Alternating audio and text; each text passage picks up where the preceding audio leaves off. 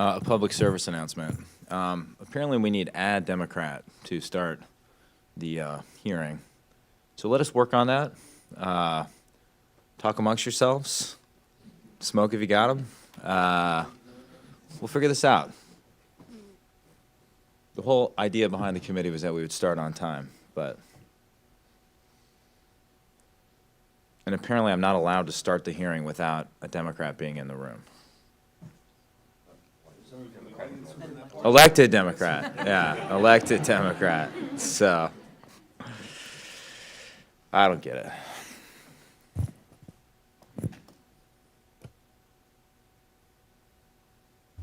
Who's the best college football team currently?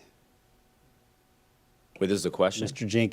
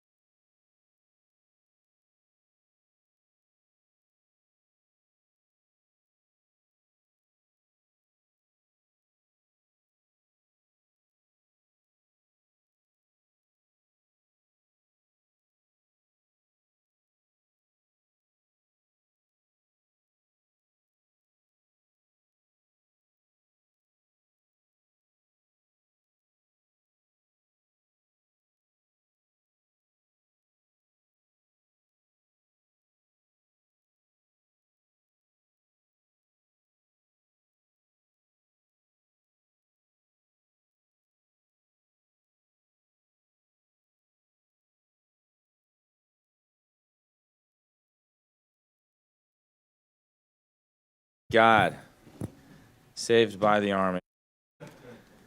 All right. And we'll give him credit for being here. The subcommittee will come to order. Last week, the Secretary of the Air Force, Frank Kendall, stated, "The intelligence couldn't be clearer. China is preparing for a war, and specifically for a war with the United States."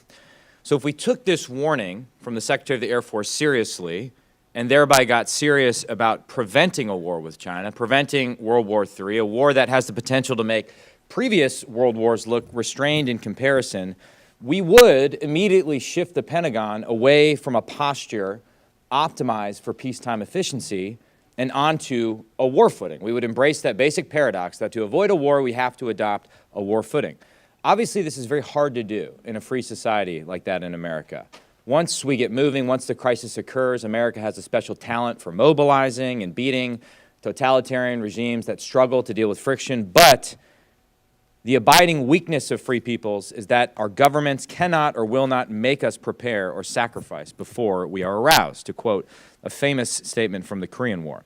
Thus, even as the horrors of war ravage Europe, in my opinion, we have not mobilized to prevent a war in the Pacific. We have not moved to maximum production rates of long-range precision fires. And in 1 week, $11 billion of previously appropriated defense money from previous years, money we've already given to the Defense Department, is going to evaporate. It will turn into a pumpkin on midnight on September 30th if we do not act. We have hundreds of Pentagon innovation projects that sound great and are well-intentioned, but seem, for whatever reason, not to solve the basic problem. And I know this because every year I attend the Reagan National Defense Forum, and I listen to different secretaries of defense giving the exact same speech about the valley of death and all the problems with the acquisition bureaucracy, and yet the problem persists. And then I attend the exact same innovation dinners with the exact same innovation people, and we all sit there inveighing against the primes and the broken acquisition culture. To quote Bill Murray's character in Groundhog Day, "I wake up every day right here, right in Punxsutawney, and it's always February 2nd, and there's nothing I can do about it." So today, we're lucky to have 3 defense leaders to help us make sense of this and help us escape Groundhog Day. They represent 3 companies at different stages of defense development. Jim Takelent is the CEO of Lockheed Martin, Brian Schimpf is the CEO of Anduril Industries, and Richard Jenkins is the CEO of Saildrone. Sincerely, thank you all for being here. We know how busy you are. We had originally conceived of this as a hearing where we would have two sort of big defense primes and two non-prime companies. It may shock you to learn this, Mr. Takelent, that not all of your peers were eager to testify before Congress. Some, in fact, told us that none of the dates we offered could work. We then asked them to name whatever date worked for them, and they said, just kidding, we'll only testify before the full committee, but had refused previously to do just that. I'm not going to name names, but you know who you are. And others are just nervous about having a discussion with Congress. So I think it speaks well of all of you and your companies and the culture you've built that you're willing to engage with us in a dialogue today. And I promise you, we're all very nice on this committee. All I ask today is for your candor. Tell us in simple and direct language that an ordinary American can understand, meaning no acronyms, what we need to do to fix this problem, what we need to do to turbocharge our innovation enterprise in defense, what we need to do to defibrillate a sclerotic defense industrial base, and thereby prevent war, which is the business we are all in. We cannot keep wasting time. And before I turn it over to the ranking member, I'd like to take this opportunity to invite Deputy Secretary Hicks to headline our next CITI hearing on her newly announced Replicator initiative and how that can turbocharge innovation and enhance deterrence. I want Replicator to work. I want to understand it better, and though we are just a humble subcommittee, I would submit that this is the best forum to have a serious, sober conversation about how to make it work. This is when I would turn it over to the ranking member. He's not here. Okay. I guess Mr. Ryan could just extemporize for if he wants to. You'll defer? Okay, good. All right, we will go right to testimony, and then we will allow Mr. Khanna to say what he wants to say when he gets back. We will start with you, Mr. Takelent. Chairman Gallagher, Ranking Member Khanna, in absentia, distinguished members of the subcommittee, thank you for the opportunity to testify today on the potential for innovation to bolster deterrence and advance 21st century security for the United States and our allies. It's an honor to represent our company's 116,000 employees who are focused on delivering innovative solutions that help deter armed conflict and keep our country safe. I take this responsibility personally. After graduating from the Air Force Academy, I began my career as a pilot, logging more than 5,000 flight hours in a variety of aircraft, including the Lockheed Martin C-141B Starlifter. And I flew the first units of the 82nd Airborne into Saudi Arabia the first night of Desert Storm, among other missions. So my experience is a constant reminder of our responsibility to provide the most advanced technologies, both physical and digital, for our service members on the front lines of defending freedom. After the Gulf War, I entered the private sector, and during my 20 years in the telecommunications industry as the CEO of American Tower Corporation, we helped lead the transformative advancements in mobile networks from 2G through 5G. In 2018, I returned to the aerospace industry as a Lockheed Martin board member, bringing that firsthand experience of tech capabilities that had the potential to advance the national defense strategy. I felt that our company could serve as a catalyst to bring the best of aerospace and defense industry and commercial technology and telecom industry together to serve the national interest. Now, as CEO of the company, we're leveraging our position as the largest aerospace and defense business in the world to be a pathfinder for what we call 21st century security. This initiative is about harnessing digital technologies like 5G, AI, and distributed cloud computing into the national defense enterprise to deliver more advanced capabilities faster and with greater value for integrated deterrence. Civil and military leaders agree that the U.S. is facing increasing aggressive peer threats, as you said, Mr. Chairman, perennial budget constraints, too, and an acceleration of commercially driven technology, all of which call for new approaches to acquisition and military operations. Together, the Department of Defense, Congress, the defense industry, and the commercial technology sector can push the boundaries of innovation, technology, and interoperability in ways our adversaries can't match, with the ultimate goal of deterring great power conflict. I strongly advocate 3 priorities to achieve this goal. First, it's critical that we apply anti-fragility measures to increase industry's ability to quickly ramp production of key systems. Impacts from COVID-19 pandemic coinciding with Russia's invasion of Ukraine revealed fragility within the defense industrial base. Upfront investment designed to ramp emergency or wartime production rates to two standard deviations above the mean of peacetime production will ensure the defense industrial base can withstand shocks, stressors, and outside factors.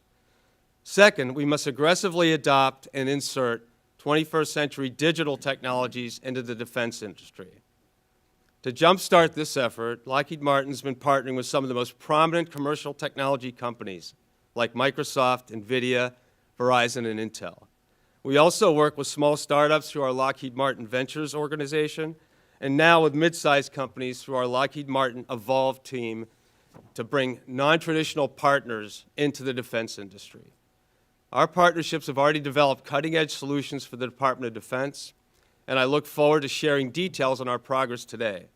But this must be a larger team effort, which is why we will continue to advance a standards-based open architecture approach to this, similar to what the telecom industry established. This approach will enable the U.S., our allies, defense companies, suppliers, and startups alike to work from a common framework to develop this technology. Lastly, throughout history, the U.S. military has been made stronger through its constellation of trusted allies and partners. The defense industrial base is no different, and so we're committed to supporting international security cooperation objectives by streamlining foreign military sales, direct commercial sales, et cetera.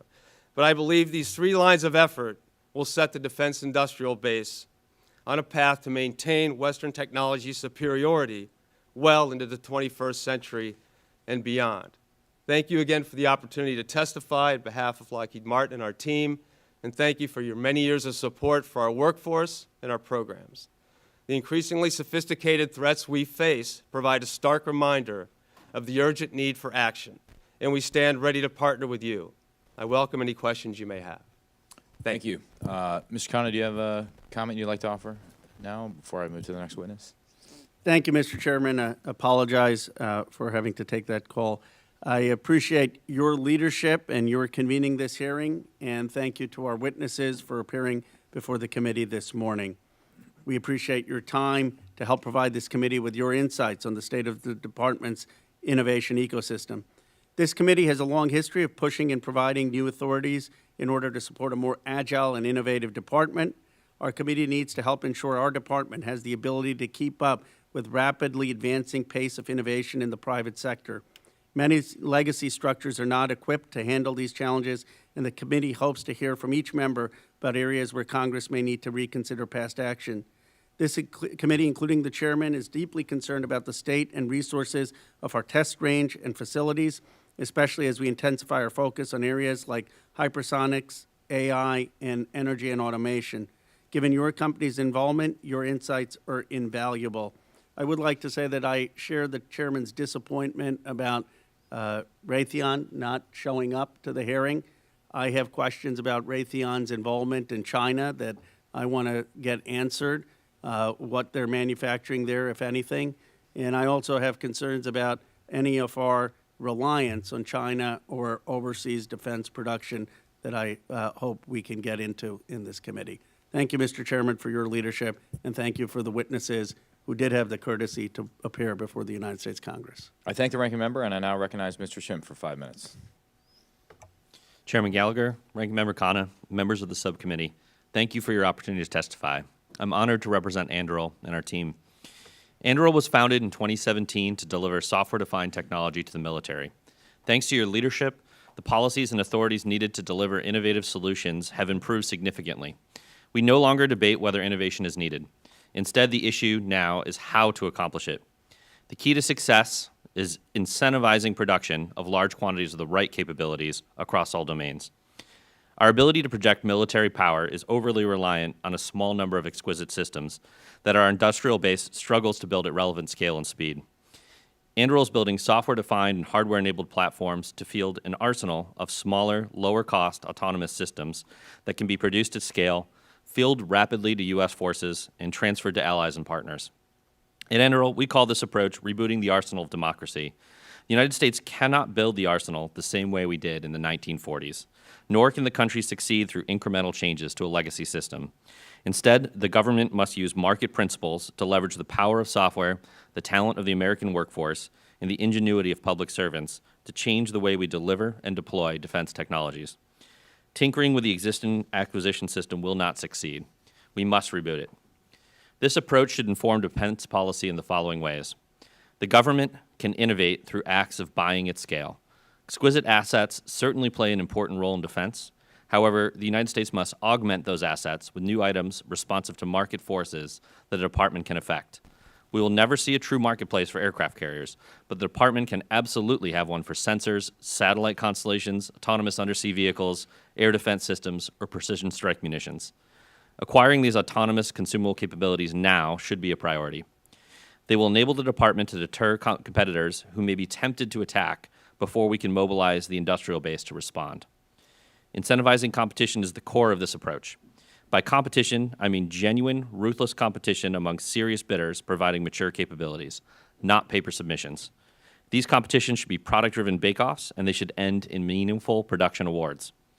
Markets arise in response to production opportunities. Fair and frequent competitions for large contracts force companies to earn the government's business and to deliver high value at low cost.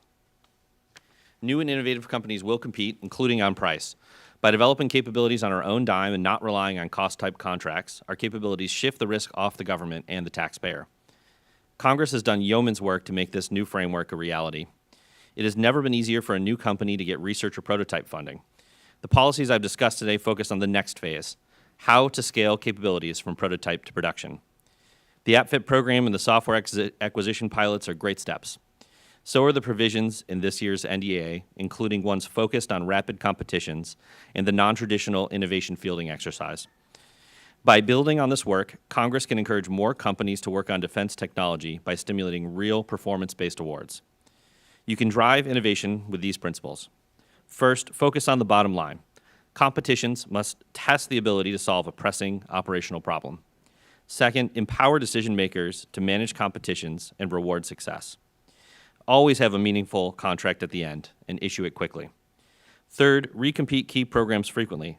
Companies will invest if there's an opportunity to succeed. And finally, measure outputs, not inputs. Ask how many competitions led to meaningful solutions and how quickly they delivered. With the right incentives and with your continued leadership, the department can reap the benefits of this model. U.S. and allied warfighters will be equipped for overmatch, and the United States can maintain the leadership position that has ensured prosperity and peace. Thank you once again, and I look forward to your questions. Thank you, Mr. Shimp. Mr. Jenkins, you are recognized for 5 minutes. Thank you, Chairman Gallagher, Ranking Member Kana, and members of the subcommittee for providing me the opportunity to testify today and discuss how the U.S. commercial sector is working on DoD with new technologies. I'm the founder and chief executive of Saildrone, a U.S. company based in Alameda, California. Saildrone is a world leader in long-endurance, autonomous, unmanned surface vehicles. Our fleet has sailed over 1 million nautical miles during more than 30,000 days at sea, from the Arctic to the Southern Ocean. Our vehicles carry sophisticated sensors that collect data to support a wide range of U.S. government agencies, such as NOAA, NASA, DOE, Coast Guard, CBP, and the DoD. Large volumes of data are collected on our vehicles and processed aboard our vehicles using machine learning and AI algorithms. The intelligence is then transmitted off the vehicles in near real time using satellite connections. Rapidly increasing illegal fishing, narcotics trafficking, and migrant crossings, combined with our growing adversarial threats, means there has never been a greater need for distributed maritime domain awareness, a need that unmanned autonomous systems in large numbers will likely play a major role in filling. We traditionally operate in the COCO model, contractor-owned and operated, providing data as a service to our government customers. The COCO model enables rapid prototyping and testing and does not require a large budget for upfront hardware procurement. I believe the COCO model is the perfect solution for the rapid fielding of new technologies. However, we are absolutely open to procurement models such as GOCO, government-owned, contractor-operated, which may make sense for some long-term applications. Saildrone's had a close relationship with DIU since the beginning. In fact, it was the first recipient of one of the first contracts issued by DIUX back in 2015. DIU has been transformational in enabling rapid contracting and experimentation, and I'm very grateful for the assistance of bringing commercial technology to bear in the DoD space. I'm excited to see the next generation of DIU under Doug Beck. More recently, we've worked with the Unmanned Task Force. The UTF has taken a non-traditional approach to sourcing new vendors and facilitated projects such as Task Force 59, which has done a fantastic job in rapidly evaluating commercial technologies in real operating conditions with real adversaries. I'd also like to acknowledge Admiral Gilday and Secretary Del Toro's significant recent announcements to accelerate transition of mission-ready unmanned systems such as Saildrone into operational fleet use. Under their Pathmaker framework, the next-gen team of PMS 420 delivered a contract in just 29 days. 45 days after contract award, Saildrone deployed a fleet of 10 Voyager USVs from Naval Air Station Key West. Just 10 weeks from initiation to deployment for a new fleet is a phenomenally fast timeline. The 10 Saildrones will be performing counter-narcotics and maritime domain awareness for 4th Fleet over the next year in the Southcom AOR. I have high confidence the momentum will continue under Admiral Franchetti's leadership. These are just a few examples of successful initiatives advancing commercial unmanned and AI systems in DoD operations. I'm also very excited by the recent announcement of the DCO, Disruptive Capabilities Office, and the Replicator Program. However, what is not clear to me is how these and other efforts will get funded and at what scale. While commercial companies like Saildrone can scale quickly and have tremendous utility to bring to the warfighter in the near term, there is still no clear path for transitioning proven technologies into scaled recurring operations other than the traditional POM process, which is a 2 to 3 year effort. Given the speed and direction of our adversaries, I'd argue we don't have 2 to 3 years to make these decisions. We need to move faster, get new technologies into the hands of our combatant commands at a meaningful scale and a meaningful length of time. Only after 1 to 2 years of continuous operational experience will we likely have a rugged concept operations to be ready to engage an adversary if required. Thank you. Thank you very much. We'll now move to questions. I'll start with myself. Recently, a major defense CEO stated that it's important to understand that we have to find a way to get along with China and that we cannot decouple from China. I understand we have a very complex economic relationship with China. Everyone's supply chain, runs through China in some sense. We're not everybody's, but a lot of major companies. But I'd be curious, since you are in the business of building weapon systems designed to sink Chinese ships and aircraft, how you think about that? How you think about that statement, and then how you think about your own supply chains and ensuring that they can withstand economic coercion from the Chinese Communist Party. Maybe Mr. Takelet, we'll start with you. Certainly, Mr. Chairman. I'm in the camp that believes that China is competing aggressively against the United States and our allies. They have a different system than we do. They drive a dual circulation economy, which intends to make us more dependent on them and them less dependent on us. And they practice civil-military fusion, which basically demands and commands the commercial industries in China to devote their technologies and pipeline their capabilities into their PLA, People's Liberation Army. That's who we're competing with, and they're using all the means they can to drive that competition. I think we want to use and preserve our system, but also to basically marshal all of American industry, from startups to the biggest aerospace companies in the world and the biggest technology companies in the world that are on our side, so to speak, to get together and face this soberly and face it together in a way that government can lead, but it can't create all the solutions. So we want to work with all of industry in our system to be able to compete effectively with what's going on in China and Russia and other countries. Mr. Schimpf, your thoughts on getting along with China and defense decoupling from China? The challenge with the U.S. supply base is that it's often very fractured, and when you look at where a lot of the components and pieces come from, they're frequently made by small-sized companies, many of whom are the owners are entering the age of retirement. So the U.S. industrial base needs active development, active investment, and there are significant capabilities that do exist frequently in more of the commercial manufacturing world, but those have often not been what's supplying technology to the defense base. Our view has been to go above and beyond on removing China from the supply chain. We have, basically eliminated nearly every part possible that we can get away from, gone above and beyond to source everything we can from U.S. and allied manufacturing sources. But it's a significant challenge, and often the capacity within the U.S. does not exist. And this has taken significant investment on our part to either bring things in-house or find and invest in those partners that can scale with what is needed. This is an area where I think the Department and Congress can have a significant positive impact. They can take advantage of things like DPA to invest in technologies, invest in capacity that needs to exist to support what we need to do. They can take advantage of, just buying and supporting the industrial base through production to stimulate and activate what needs to exist. But it's not something that will happen on its own. It will require active investment and active steering to get the U.S. to the point that we have restored the industrial capacity that we've essentially outsourced over the last several decades. Thank you. Same question, Mr. Jenkins.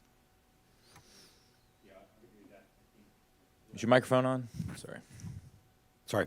I'd agree with that. I'd like to call out China's very successful use of leveraging commercial, civilian, and transport technologies in military applications. I think the U.S. needs to do a much better job of enhancing and embracing civilian and commercial technologies in the defense realm. I'll also point out, you mentioned weapons. I think it's a lot more than just weapons. It's an information war as well. Saudin doesn't weaponize platforms at this stage, but we do collect critical ISR data. So I think people often overlook the need for precision, accurate, truthful data in order to inform the decisions we make with weapons. I appreciate that. I have more questions I hope to get to in a second round. I just want to comment, having just done a war game exercise in New York with major asset managers and CEOs of various banks and the other committee I work on, the Select Committee on China, the big takeaway, we examined a 2028 Taiwan scenario, was that as difficult as these questions of how to selectively decouple, and reasonable people can argue about where to draw the line for decoupling, as difficult as those decisions are right now, politically, practically, financially, if we don't do some version of that, our options are extremely limited if we find ourselves in a war with China in 5 years. And they dominate the production of the processing of critical minerals, the production of life-saving drugs. Take your pick of things they could threaten to cut off and bring us to our knees, as they have threatened to cut off the export of APIs in the early parts of the pandemic. So figuring out how to decouple in a smart and selective way, I would argue, is essential for the health of our defense industrial base as well as our country by extension. I've gone over my time. I recognize Mr. Khanna. Thank you, Mr. Chairman. Mr. Takelet, I've been trying to get an understanding from the Pentagon about how much our defense supply is coming from China, if at all. Is any part that Lockheed Martin makes, do you rely on something coming from China?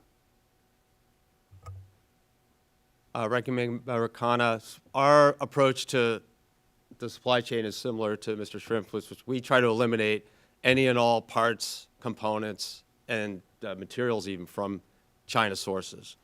So we're in compliance with the Federal Acquisition Regulation. There are some waivers to that regulation based on, as Chairman Gallagher pointed out, the unavailability of certain materials. And what are those materials?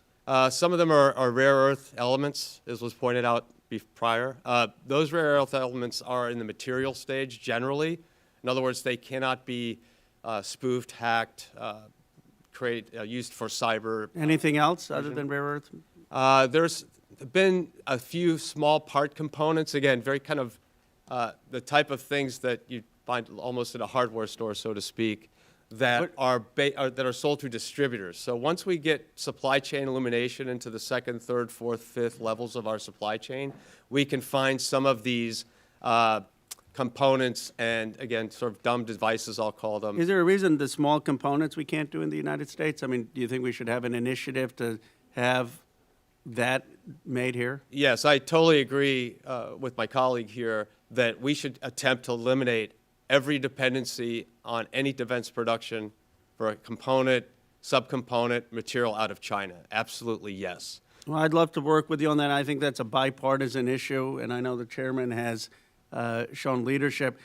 I know you may be reluctant to comment on Raytheon, but all the articles I read, I can't make sense of whether they do have things they're manufacturing in China, whether they don't, what is it they're manufacturing in China, and of course we don't have Raytheon here to answer. Do you have a sense of what, and I'll ask Mr. Shrimp and Mr. Jenkins too, what their dependency is on China? Is it just civilian things they're making there? Are they military components? We only have visibility to components that Raytheon or its subsidiaries would supply to us, and I don't have visibility at my level on anything that is China sourced, but I cannot speak for Raytheon. And I'll actually, for the record, ask my team to specify any exposures that we're aware of, Congressman, and we'll put that in the record. Thank you. Mr. Jenkins or Mr. Schimpf, do you have any sense of these articles we read about Raytheon? I mean, it's been so public that they still have supply in China, whether they're talking about civilian, military components? I do not. No. Celdrone only exclusively uses materials from the US.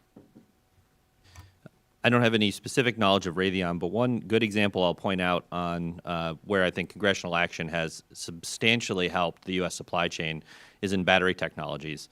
So the the recent acts that have provided subsidized support to U.S. battery manufacturing capacity have changed the economics so substantially that where China had a decisive advantage in this, now it is uneconomic to not produce in the U.S. So companies are making massive investments into the U.S. industrial capacity to support battery production. These are the types of areas where I think Congress can substantially improve U.S. competitive position and identify key supply chain gaps that we need to eliminate that are very strategic. And Mr. Schimpf, what would be your top recommendations for this committee in terms of making it easier for the Department of Defense to develop innovative technologies? I know the chairman has worked on eliminating a lot of the roadblocks, but if you had to say one or two more things we could do, what would you recommend? The number one limitation right now is very simple, which is actually buying and fielding these technologies. Often it takes a very measured, slow approach to how we actually get these technologies out and does not hit a point of scale where the system is able to respond. We've seen fantastic progress from the Air Force, where Secretary Kendall is doing a phenomenal job thinking about how would we operate with 1,000 or 2,000 collaborative combat aircraft, loyal wingman aircraft. That type of framing substantially changes where the industry invests, gives an opportunity for venture investors to see why and where they should allocate their money to get return and get efficient capital allocation. So I think these areas where there's actual adoption at scale is absolutely the single most critical thing, and that is what is lacking the most right now. Thank you. Thank you, Mr. We got to come back to that too, because, and I expose my ignorance on this. I always feel like we get to this point where that's the solution. We just need DoD to like make bigger bets on a smaller number of technologies. But why can't they do that? We've given them the authorities. Is it that they don't have the appropriation? Is it that they're risk averse? Like, what do we need to do? Like, do we need to legislate? Do we need to force them to do this thing? Otherwise, we're just giving out SBIR's participation trophies. We always get to this point. So I'm going to plant a flag there and come back to it, hopefully in a second round. Mr. Strong is recognized for 5 minutes. Thank you, Chairman Gallagher. I appreciate all the witnesses for being here today and your company's investment in the greater state of Alabama and what you do for our country. Mr. Takelet, back in 2019, the Army tasked its Rapid Capabilities and Critical Technologies Office, more affectionately known as RCTO, with fielding a combat-capable long-range hypersonic weapon before the end of year 2023. This was an important announcement for North Alabama since RCTO is the headquartered there at Redstone Arsenal. Then Lockheed Martin Cortland and Dynetics of Huntsville, a homegrown company from the Rocket City, were named the program's prime contractors. I know that the latest tests for Dark Eagle were scrubbed, but the collection of hardware and software performance was successful. I've said it before and I'll say it again, it's okay to fail, just fail fast and as cheaply as possible. This being said, Mr. Takelet, I have two questions for you. How was RCTO approached to Dark Eagles different than your standard state-of-the-art technology? The Army has been innovative, along with the Navy, I should add, in hypersonic strike. And for the first time in this particular realm, they've gotten together, and we're using the same, Congressman, we're using the same vehicle, if you will, for the Army and the Navy. The launch systems are different. The Navies will come from a destroyer and or submarine as we roll that system out. The Armies will come from a land vehicle. The first that will be deployed will be the land vehicle system, and we hope to have it operational in collaboration with the Army, again, by the end of calendar year 2023. Thank you. Can you speak to the importance of testing as early and often as possible when it comes to highly advanced systems like this? Yes, and so I think one lesson learned from the last 20 years of hypersonic development, which we've been involved with as a company, is that there's been stop-starts, funding, defunding of hypersonic test capacity and test activities. While China and Russia to a lesser extent, but China certainly has kept a rapid pace of testing, to your point, over many decades, and they've actually got some fielded capability, as we've seen. Now, we're back to remedying that, I believe, over the last 5 years or so. The industry's investing in hypersonics. I've been to Cortland twice myself. We stood up a brand new facility for that with the support of the government. And so I think we're on pace now to be very competitive in hypersonic strike. Thank you. Mr. Schiff, I was proud to see you hire my neighbor, longtime friend, and the first RICTO director, Lieutenant General Neil Thurgood, as Andrew's senior vice president earlier this year. He's a true patriot, and he mashed the gas pedal when it came to hypersonics as a 3-star general. This, coupled with many companies' acquisitions of Andros, is great news for both the Rocket City and the solid rocket motor industry. This seems like a great example of defense innovation. Can you tell us more about the acquisition and the innovation involved? Thank you, Congressman. Absolutely. So we looked at the industrial base, and one of the most critical gaps that we saw was production of solid rocket motors.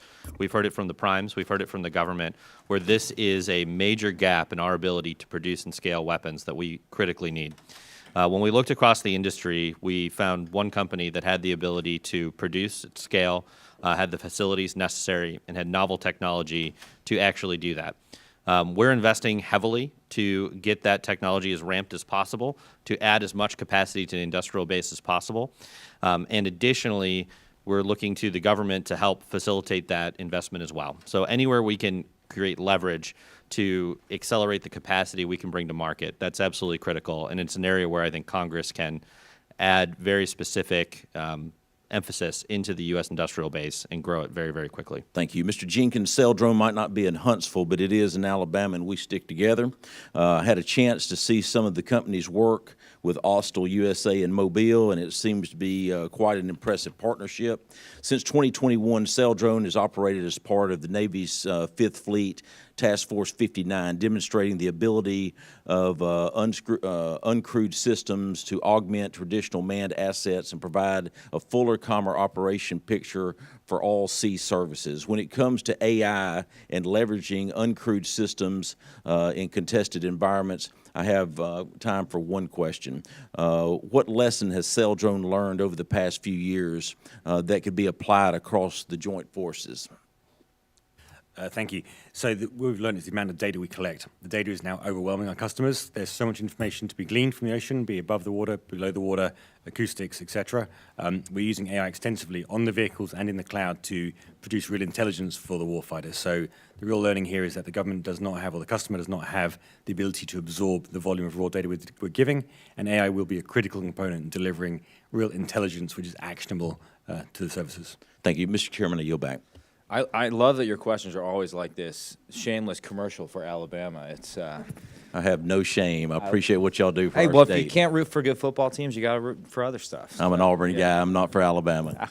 Mr. Ryan. Thank you, Mr. Chair. Thank you all for being here and all the work that you're doing in our collective defense, towards our collective defense. I want to build actually on where Chairman Gallagher was going, where Mr. Schimpf was going, specifically focus on the replicator program. In late August, as we all know, Deputy Secretary Hicks announced this new initiative to field all domain attributable autonomous systems at large scale across multiple domains within 2 years. Very exciting in theory. It seems, and you hit specifically on this in your opening testimony as well, Mr. Jenkins, sounds great, but what you said really stuck with me. We don't really understand where is the money, where are the programs, where are the resources, how do we allocate and decide internally to really go all in on this if there's not clear demand signal with clear returns for you all. So I want to ask everybody to sort of weigh in there. Starting with you, Mr. Schimpf, because you sort of brought this up last. what needs to be done, and let's just use Replicator. I know it's just one program, but as an example of the broader focus, I'll follow up where Mr. Gallagher was. What do we need to push them to do? Because I think everybody on this subcommittee certainly wants to see that succeed, wants to see that timeline hit or faster, but share concerns that unless we're very specific, we won't get there. Yes. So I thank you, Congressman. The funding is kind of the key lever of this, which is, with the traditional defense acquisition system, everything is sort of very allocated years in advance. So the ability for the DoD to even respond and reallocate funding very quickly against these at the scale that is necessary is very, very limited. I think, language that is put in on the non-traditional innovation fielding enterprise is one of the funding that has been appropriated on that in HAC-D is very compelling way to start to solve this problem.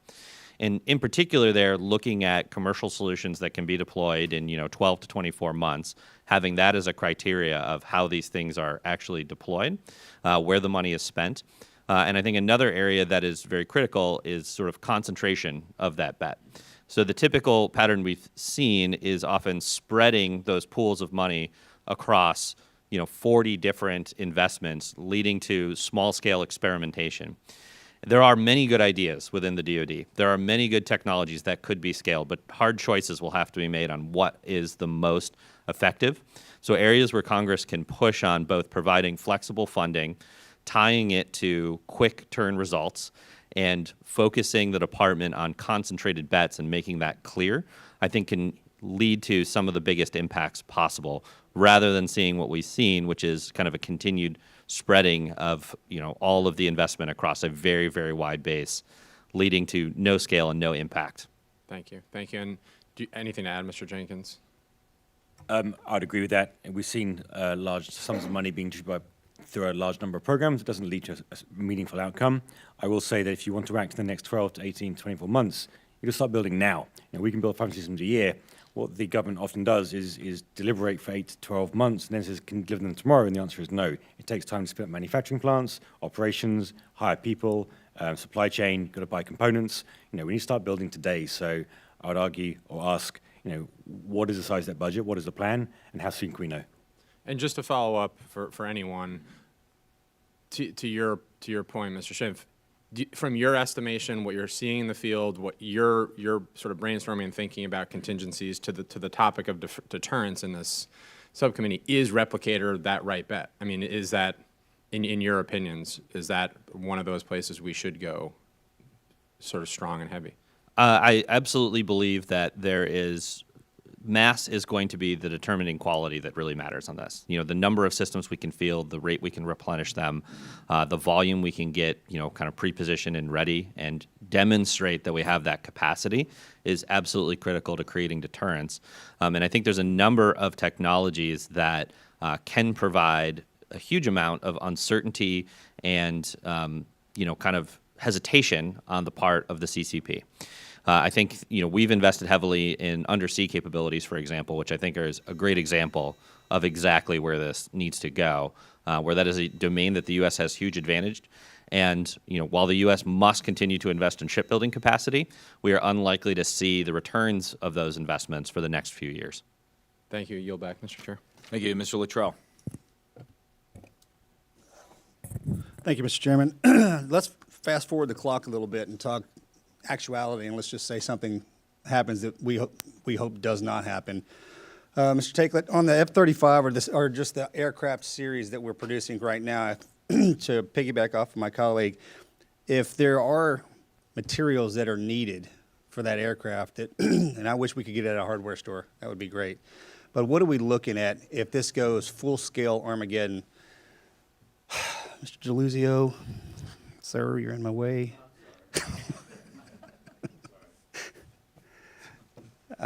He did that on purpose. I know you did it on purpose. That's sabotage. So, Congressman Luttrell, I can assure you the F-35 production line will not be interrupted in any near-term sense if there was a complete embargo of goods coming from China.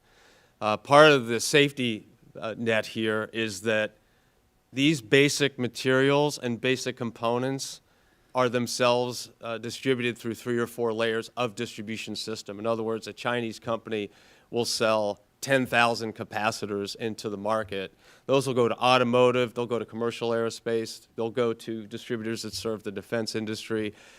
Those are almost impossible to track from either the supplier, assuming one would come from China, and the buyer. What we're trying to do now from the buyer side, as an industry and government is involved in this in DoD, is illuminate as much of that supply chain as we can see and make sure there's just no stone left unturned where there's anything that could be used against our defense production system. And with hypersonic capabilities, I know we're third tier maybe. I'd hate to think we're any lower than that, but one of my biggest concerns is their ability and capability to reach out and touch us without us having any preventive maintenance or measures in place. Mm-hmm. And I know that from what I've been able to be a part of, I know we're not there yet. Do you see any?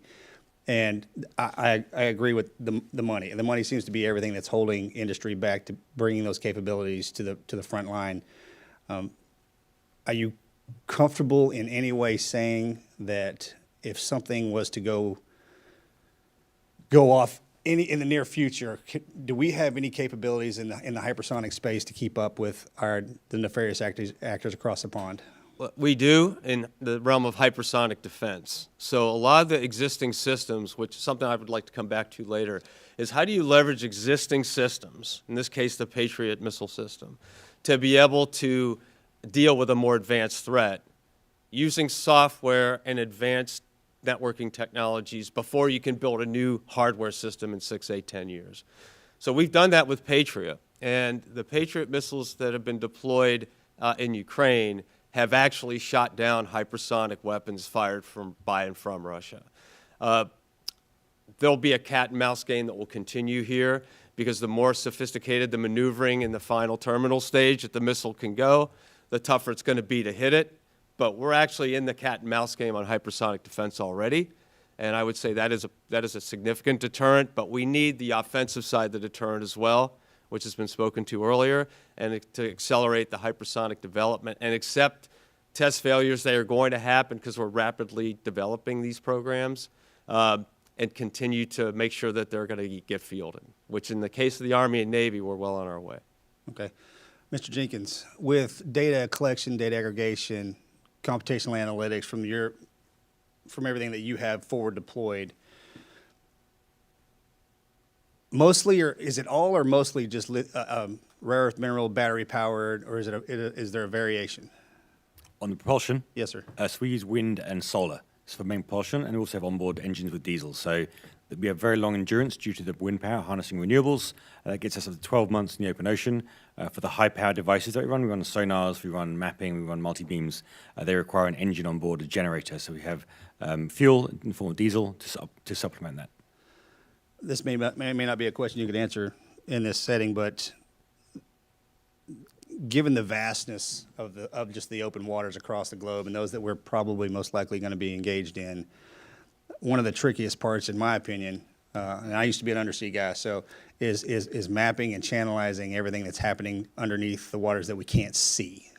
My question is, do you all have the capabilities, I guess, to cast a proverbial net in order to help the United States if and or when something goes off? We do. So Saildrone is a very flexible platform when you can apply any sensor. So we have large-scale multi-beam systems that can map the seabed to the same accuracy or better than the Navy's best ships. We have sensors that carry multi-beam similar to the TAG white ships. So we believe in not displacing ships, but freeing up ship time. So if you can free up the more remedial jobs, the mapping, the mowing the lawn from the ship, you can actually buy yourself considerably more ship time with your existing fleet. So yes, we operate multi-beams, we operate acoustics, eyes and ears above and below the surface to significantly give us intel in the forward deployed.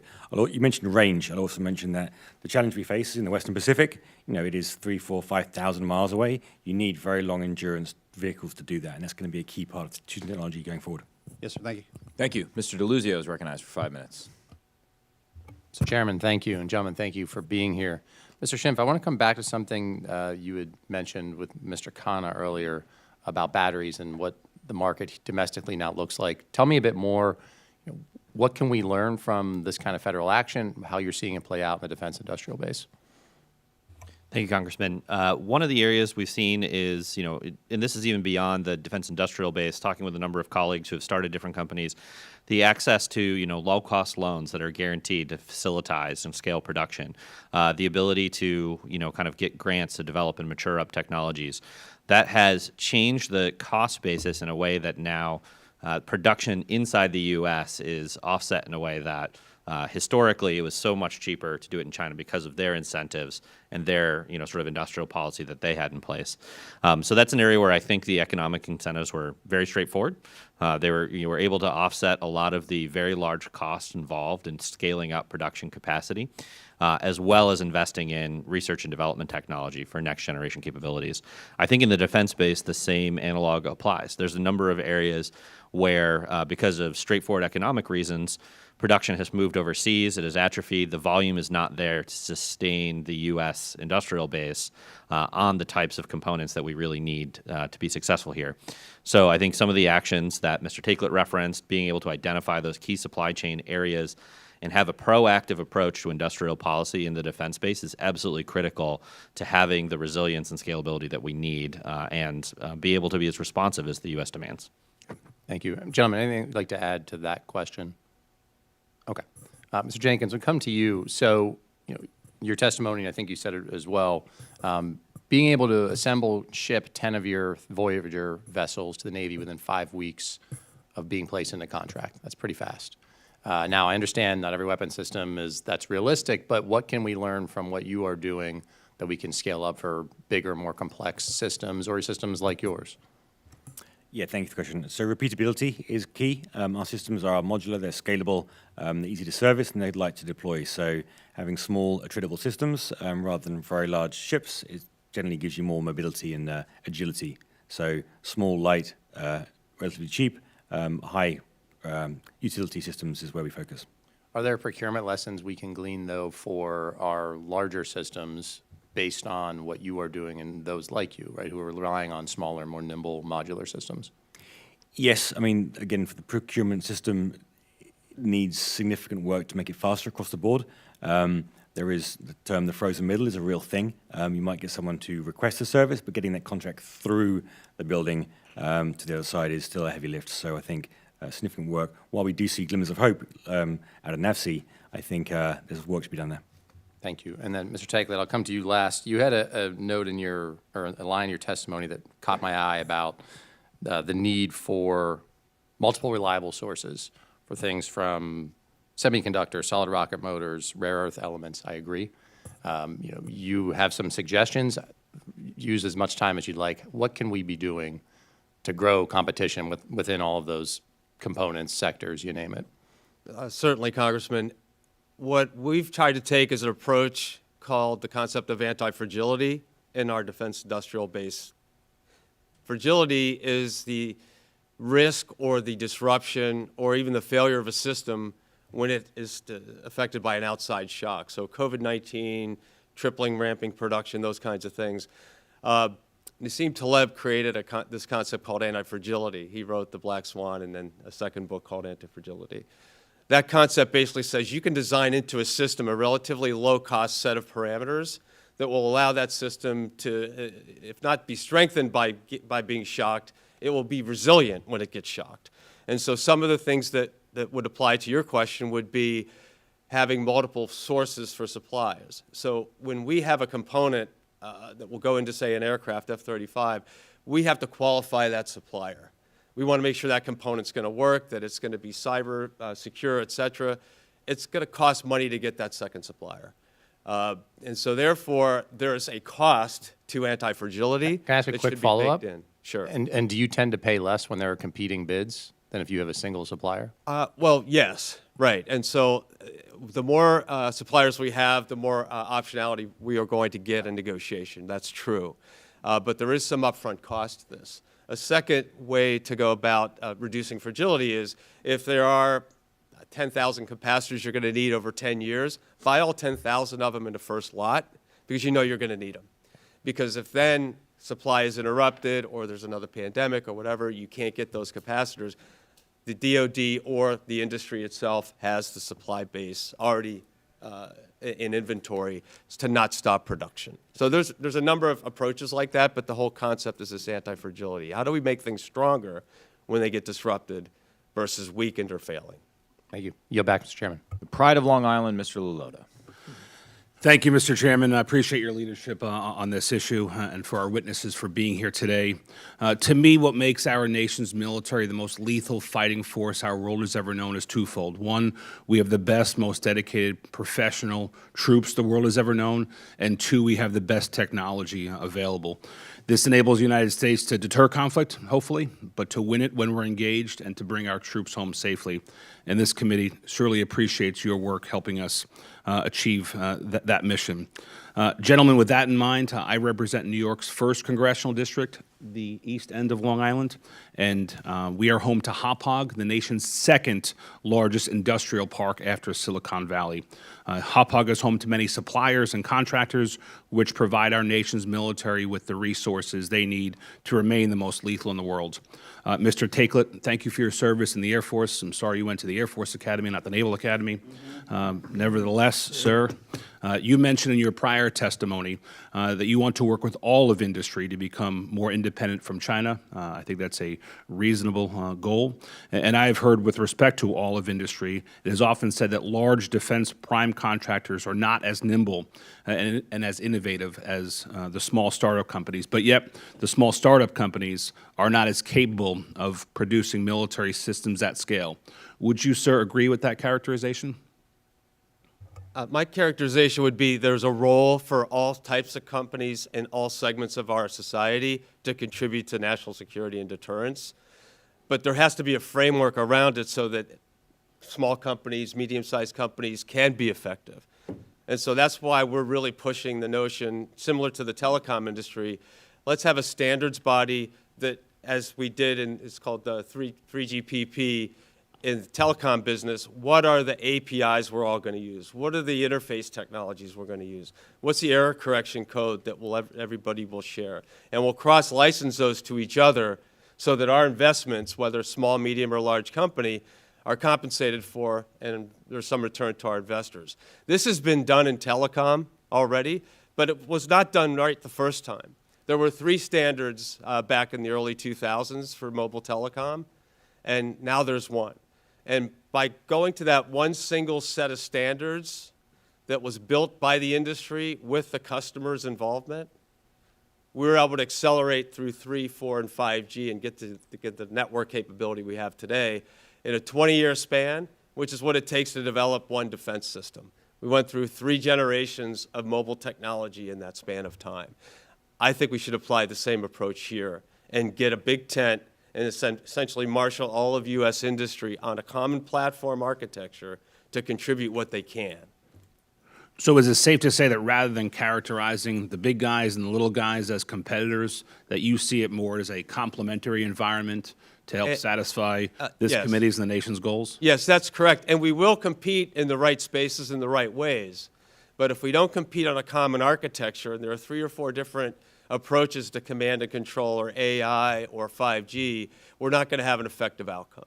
And so there will be a role for competition, a strong role, but there's also a role for industry collaboration with government to figure out how to make the most progress the fastest. I appreciate that. I want to switch gears with my remaining 90 seconds.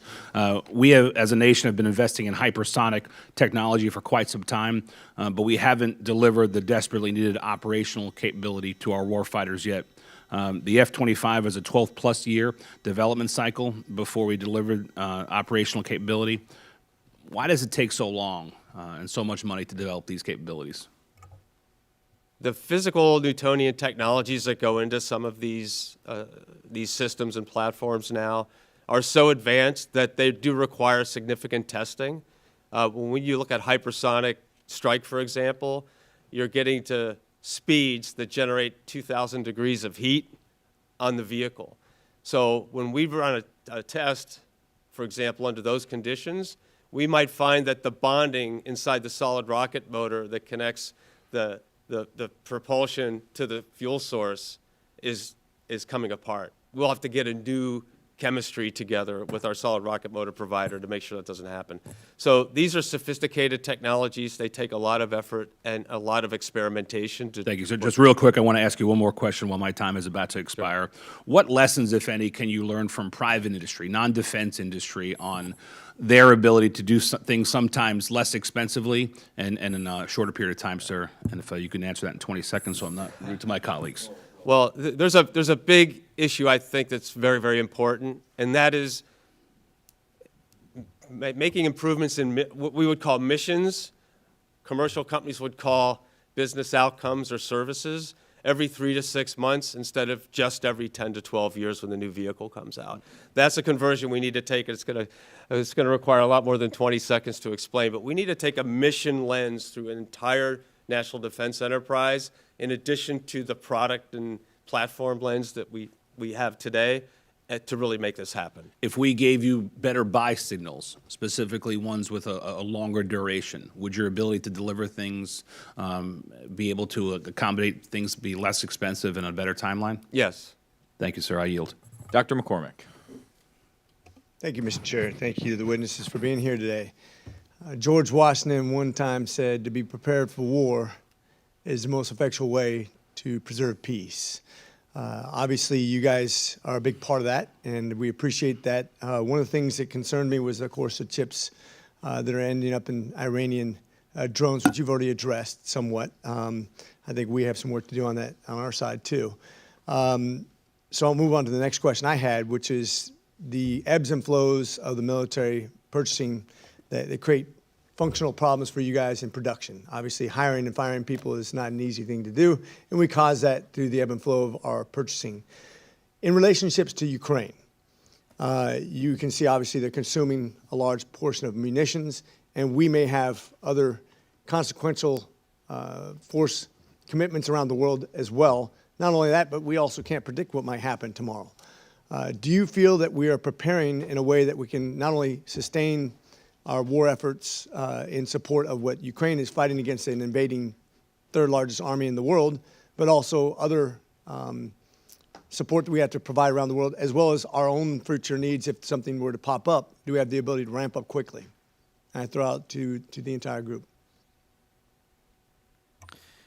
My belief on this is the challenge is, often to give some shout out to Mr. Tagley here, I think often the problem is blamed on the primes and their ability to produce these things. In reality, what I've seen is the supply chain below that is often the limiting factor. Often the challenge is how do we ramp everyone down 2-3 layers down the stack to be able to scale and provide the capabilities that are needed. And that's an area where I think targeted investment from the Congress, from the DoD, can take a much more proactive approach. And I think it's key to work with and demand on contracts and understanding and visibility into that supply chain and write in the ability to ramp production. So I think there's a lot of very straightforward incentives that the DoD and Congress can put in place to ensure that that ability to scale is there. But as of today, I think the problem really does lie in that kind of robustness of the supply chain and how fast can they scale to support.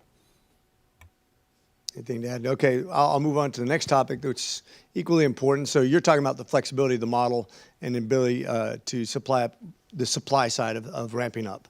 Of course, that doesn't cover labor, but I'll assume we all understand that's a problem no matter where we're at in the cycle. Furthermore, we see how we've gone with tax credits and spreading out the taxes over years and being able to I'm not sure why we chose to do this, but basically we spread out your ability to have flexibility in your financial model. How has that affected each one of you at your different levels as far as the way we give tax credits? Instead of doing it all at once, we have to spread it out, which of course, if you don't have a whole lot of flexible capital, I could see how that'd be a limiting factor to your flexibility, as you said, even on the supply side, but also on the monetary side, which is a very real consequence of what we do on the federal level. If you could talk to that, please. Certainly, Congressman. So at our company, I was on the board of directors from 2018, and in 2020, I was asked to join the company as CEO. When I did that, we increased our independent R&D and our capital expenditures significantly to ramp up because we knew the need was there for us to invest more. when the amortization of R&D expenses then hit, we decided not to scale back, but we couldn't, at that point, being financially responsible, add significantly more to the R&D budget because of the tax ramifications of doing that to the company. So we've held the line on increased research and development, but I think it has limited our upside based on the requirement to take some of that cash that we were putting into R&D and could have increased potentially a little bit more into the tax line instead. Okay, I always like to use small words, amortization. You know, it's way more than Marines use typically. And but I want to summarize that for the lay people out there. Basically, when you spread out this model of tax credits over a long period of time, it does have financial consequences in your R&D, our development of leading edge technologies, our ability to have a flexible model, and even our purchasing power for supply side economics of the military model. And I just wanted to point that out with my last few minutes. We need to remain flexible and give the companies the ability to help us help them. Thank you.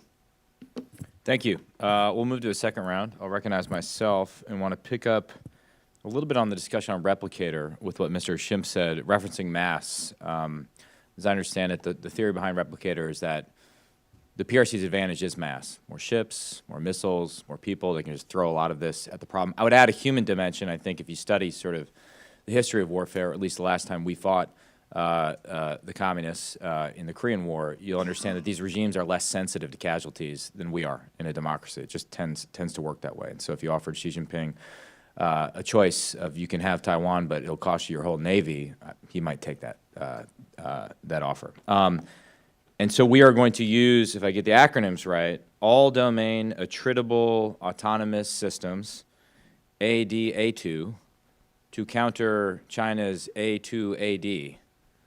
So we're going to put aside the ridiculousness of the acronym there. But I understand the concept, right? But we have existing systems that would help us overcome the mass problem, right? You make long-range anti-ship missiles.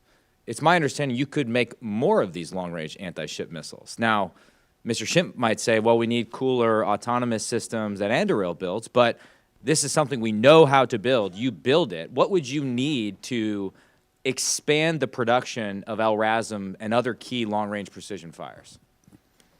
Well, there's a few beneficial actions the government could take. One is to really create a long-range production and procurement strategy over, 5 to 10 years. So multi-year A appropriation. multi-year approach.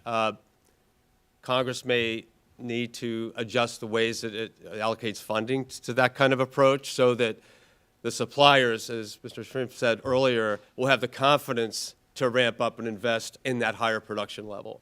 So we will have confidence at our company that LRASM, long-range anti-ship missile demand will increase because we understand the threat and the mission. But our suppliers, who tend to be in the 80-20 rule, 80% of their business tends to be commercial, and 20% of it tends to be military or defense related. They're going to react to both of those markets, and if they see more certainty based on commercial airline business or other factors that have nothing to do with national defense, they'll probably put more resources in their company into that business. Yeah. However, the way to get surety for them and for us and our investors is to have a longer range commitment by government to a production schedule that lasts more than 1 year. And I want Mr. Schimpf to comment, and maybe in so doing, clarify something for me. Would you be drawing on the same energetics necessary to put in these long-range precision fires? Recognize you're both making different things, but are you reliant on the same energetics subcomponents in so doing? We'll start with Schimpf, then I'll go back to you, Mr. Takeley. One point I'll make is, actually, I'm a huge fan of LRASM, and we need more of them, and I completely agree with that. And there's a lot of other challenges that I think Replicator can solve in that, of how do you target these, how do you get them at range, and I absolutely believe we need to ramp the production of existing capabilities.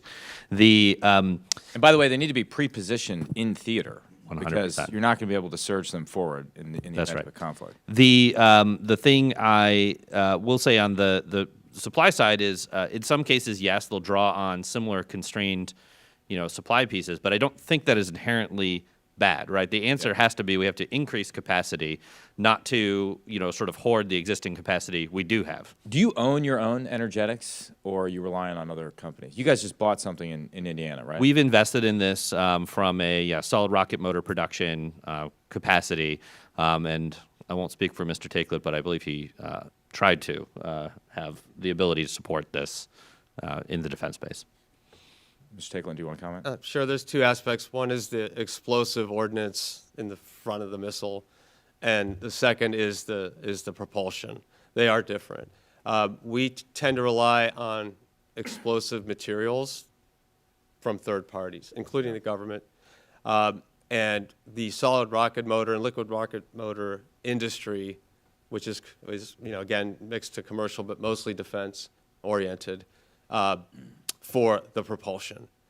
The propulsion industry is, for solid rocket motors, as you know now, is really down to two meaningful players. One is of which is now owned by Northrop Grumman, the other which is being proposed to be acquired by L3 Harris. They're both in the other businesses as well. We are endeavoring, as Mr. Shrimp's company, to create another supplier. We're in late-stage negotiations with a company that can actually pull this off, we believe. And so we'll be seeking the same diversity that you're hearing about from some of the other panelists here today. If Mr. Khanna will indulge me, I'm going a little bit over, but if you pull that off, or with what you've already pulled off in Indiana, are you allowed to use advanced energetics like CL20 as opposed to HMX suite of energetics, or how does that work? Well, we've got a full range of energetics available to us. We, as you know, Chairman, we built a Trident missile, the D3 missile, from the strategic end to the Javelin on the tactical end. So we've got access to all the energetics that are available for our products. So, yeah, and I think there is a lot of opportunity to, China has a substantial advantage in terms of range of many of their weapons. And looking and accelerating novel energetics is, I think, absolutely one of the most strategic things that the U.S. can do. That has been a challenge. There's a lot of questions around, certification, shelf life, all these things. But there's a way to accelerate that timeline, get these fielded, and get substantial range increases to existing munitions by adoption of novel energetics. I think it is a huge opportunity for the department. Yep. Mr. Khanna? Thank you, Mr. Chairman. Mr. Takelet, as you know, the Patriot missile defense system is one of the most effective and expensive that we are sending to Ukraine. 60 Minutes had a report saying that for 7 years, Lockheed Martin was making 40% profits on that system. Was the 60 Minutes report accurate? I don't want to speak to their reporting, but there was a DCAA defense. Is your microphone on? I won't speak to the reporting and their sources, but the Defense Contracting Audit Agency, DCAA, did an audit of that program during that period of time, and they calculated that the margin earned by the company was 11%, which comported with what our financial analysis showed internally. So you think that their reporting was inaccurate, or because they were implying that you and a number of other companies were making 40% profit? So all I can offer is what we've been provided by the government in response, not to that report, but actually an audit that was done years ago. But you would say that your profits then were 10 to 12%, not 40% in that? That's the company's view, and from what we understand, the U.S. government's official view. Is there any case of weapon systems that you're making more than 15% profit?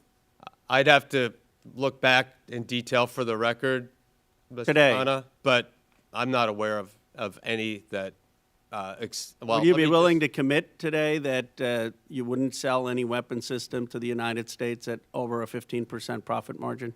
Again, I think we'll have to research that for the record. I can't make a commitment based on the contracts we already have with the Department of Defense. Could you make a commitment at 20%? I mean, where would you make the commitment? We have to negotiate each of our programs with the U.S. government, and we would do that. But certainly you'd say there's a reasonable level, right? I mean, which the profit shouldn't be over. Can we agree to speculate on what that would be here. 20%? I don't think we do 100%, no. 20%, I'm sorry, 25%? I think that perhaps we could meet offline on this. It's an answer I can't offer today. I would like a commitment. I think it's a fair commitment after the 60 Minutes report to the American people publicly that there is a reasonable profit. Right? We live in a capitalist system. People are fined 10%, 15%, probably even up to 20%. When you get beyond 20%, I think people are saying, why are we paying all that money to defense contractors, which should be going to our troops and to our defense? Yeah. I mean, all I can commit here, Congressman, is that we endeavor to and will continue to comply with the federal acquisition regulation, which does limit the profitability of defense article sales. But would you, at a future point, if you don't want to make the commitment today, be willing to make a commitment to a 20% profit on systems? I would only be able to say what I've offered, which is we'll maintain compliance with the federal acquisition regulation because that's the governing structure for our business. And will you be willing to provide the committee with a report of where you're making over a 15% profit today? Yes, I'll ask my finance team to pull together any data that would show operating margins above 15%. I can certainly give you the information and will. I for the appreciate record. that. Yep. Thank you. I wonder if the challenge would be for a across-the-board commitment. There could be systems in which you lose money and others in which you make a lot of money, and those, it's sort of the whole ecosystem. But understanding the, you know, the limit we've put on through the FAR and how much money you're making would help us figure that out. I would like to, Mr. Fallon's supposed to come back. I got one more thing, at least, I want to get through, which is in Mr. Takelett, in your testimony in the last section about collaborating more closely with trusted allies and partners, I think is quite good. And maybe just talk us through some of the barriers you've encountered. And actually, I guess I open this up to the whole panel in terms of ITAR regulations, international trafficking in arms regulation, particularly as it pertains to collaboration with our closest allies, the Aussies and the Brits. So we have a significant and rightly so regime of technology transfer regulation. However, again, it could be, we feel it could be adjusted based on the actual allies' circumstances. So for example, the AUKUS countries could have a different set of ITAR standards applied to them as a group. Individually, Canada already does. There are certain waivers to regulations with regards to Canada. So there's some models already out there that we could essentially not treat all foreign countries the same. That's not exactly how it happens today, but there could be more differentiation among countries to speed up technology release. And not just for research and development purposes, but also for production and sustainment purposes. In other words, if we were going to be in a contested logistics situation in the future, which is likely to happen if there is a conflict, it will be extremely difficult to ship, as you said, Chairman, resupply, spare parts, repaired parts back and forth across the oceans. And so, therefore, it's going to be more important to have production and repair and overhaul capability in the regions and theaters where the United States forces and our allies are going to be. So that's a part of this. We would like to explore regulatory opportunities for relief and actually putting production and sustainment outside the United States with trusted partners, too. And Mr. Shimp, I believe you have some innovative programs in Australia. I'm curious to have you comment on ITAR and... The ITAR restrictions do definitely present some real... What we've seen with allies and partners is the ITAR restrictions basically force them into taking a much less collaborative stance with the U.S. They essentially have to, and we've built teams independently that operate in these other countries to build up similar technologies because they would be encumbered by a set of regulations that limit the ability of Australia to operate the way they need to operate. I share Mr. Takelett's view that, looking at this from the lens of AUKUS, having a close collaborative relationship with them in the same way we do in intelligence sharing. We've already shared the most sensitive national security secrets with them. I believe we can do the same on defense articles very safely. So limiting it to that view, I think is a very effective way to massively increase the ability for defense technology to collaborate internationally, build up much more compelling capabilities, and really enable our allies to truly partner with us instead of viewing it as something that is separate and apart in many cases. Mr. Jenkins, have you encountered this issue? Yeah, I think for us, ITAR is much wider in terms of deployment of unmanned systems. By definition, you can't protect an unmanned system, so we don't currently deploy any export control or ITAR hardware on our vehicles. But if you're going to deploy weapons or sophisticated targeting software or hardware on the vehicles, we will need to find a way to be able to make that stuff attritable as well. So I think there needs to be a lot of ITAR reform specifically relating to unmanned systems. I appreciate that. I have one more. Fallon's not going to make it, so I'm going to force Mr. Khanna to listen to me drone on here for 5 more minutes. Well, I guess a dumb question, or a diagnostic question, as it were. Okay, so if you were all king for a day, you are capable of commanding DoD to do one thing in this fictional universe to fix the problem, the Valley of Death problem, all the problems we've been talking about. What is that? What is that one thing? Mr. Takelet, we'll start with you. I think it's very important to have a wholesale reorientation towards missions, in addition to the orientation, again, of vehicles, products, and programs, if you will. What we've done at our company to try to pathfind this, Chairman, is we continue to have 4 large business units that build airplanes, Aegis radar systems, PAC-3 missiles, et cetera. But we have created an institutional capability to map missions. So a mission would be air superiority. A mission would be... Wait, so just so I understand, DoD would say, Lockheed, we are paying you to do X. Give us air superiority here, as opposed to produce this system. That's right. So Okay, in simplest terms. The way to accomplish this, in our view, is to create this mission roadmap, meaning what are the airplanes I already have today? What are the radar systems I have? What are the satellite sensors that could be looped into a mission to shoot down enemy airplanes before they can shoot you down? And being an ex-pilot myself, I know what goes into this. It's sensing the enemy aircraft first. It's getting that tracking data refined from, say, a satellite level to an F-35 radar level. It's then having the command and control system make a decision to target that airplane quickly, and then have a missile that will go farther than the other the enemy plane's missile can go, and a radar that can see farther than the enemy plane's radar can see.